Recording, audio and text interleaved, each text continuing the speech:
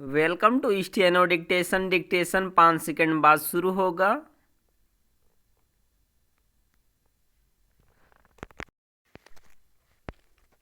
Start.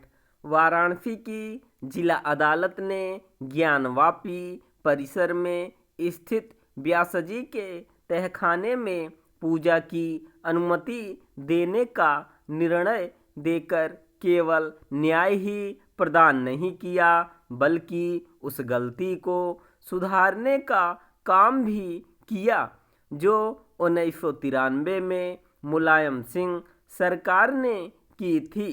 Mulayam Singh सरकार ने इस तहखाने में पूजा पाठ पर प्रतिबंध पूजा स्थल अधिनियम के अस्तित्व में आने के बावजूद लगा दिया था। यह प्रतिबंध मनमाना और अवैध ही नहीं था, बल्कि एक तरह से 1991 के पूजा स्थल अधिनियम का शर्मनाक उल्लंघन भी था। यह अधिनियम यह कहता है कि किसी धार्मिक स्थल का चरित्र बदला नहीं जाएगा, लेकिन तत्कालीन मुलायम सिंह सरकार ने व्यासजी के तहखाने में पूजा पर प्रतिबंध लगाकर ठीक यही काम किया। विडंबना यह है कि हिंदू श्रद्धालुओं के पूजा के अधिकार का दमन करने वाले इस प्रतिबंध के हटने में 31 वर्ष लग गए। वाराणसी की जिला अदालत ने 7 दिन के अंदर पूजा की व्यवस्था करने के आदेश दिए हैं। हैरानी नहीं कि इसके पहले ही उसके फैसले को उच्चतर न्यायालयों में चुनौती दी जाए। जो भी हो, किसी को यह मानकर नहीं चलना चाहिए कि मंदिर पक्ष केवल इससे संतुष्ट होने वाला है कि उसे ज्ञानवापी परिसर के तहखाने में पूजा का वह अधिकार मिल गया जो करीब 3 दशक पहले उससे छीन लिया गया था। किसी को ऐसी अपेक्षा इसलिए नहीं करनी चाहिए क्योंकि हाल में भारतीय पुरातत्व सर्वेक्षण यानी ASI की ओर से ज्ञानवापी परिसर में किए गए सर्वे से यह प्रमाणित हुआ कि यहाँ मंदिर को तोड़कर उसके ऊपर मस्जिद खड़ी की गई थी।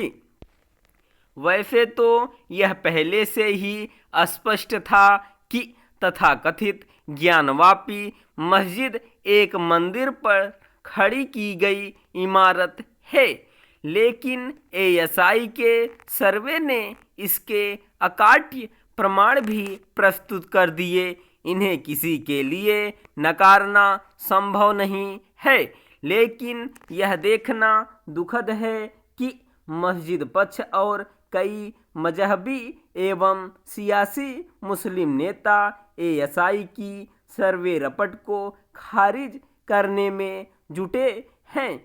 यह दीवार पर लिखी इबारत को देखने पढ़ने से जानबूझकर इनकार करने के अलावा और कुछ नहीं। मस्जिद पक्ष वैसी ही हठधर्मिता दिखा रहा है जैसी उसने अयोध्या मामले में दिखाई थी, जब यह एक सर्वमान्य और अकाट्य साक्ष्यों से प्रमाणित तथ्य है कि मुगल शासकों समेत अन्य मुस्लिम शासकों ने मंदिरों को ध्वस्त कर वहां मस्जिदें खड़ी कीं। तब न्याय और नैतिकता का तकाजा यही कहता है कि कम से कम उन पर से तो दावा छोड़ ही दिया जाए जो हिंदुओं के लिए बहुत अधिक मायने रखते हैं। मस्जिद पक्ष एक और तो यह कहता है कि आज के मुसलमानों का औरंगजेब से कोई लेना देना नहीं, लेकिन इसके साथ ही वह उसके दुष्कृत्यों का बचाव भी करता है।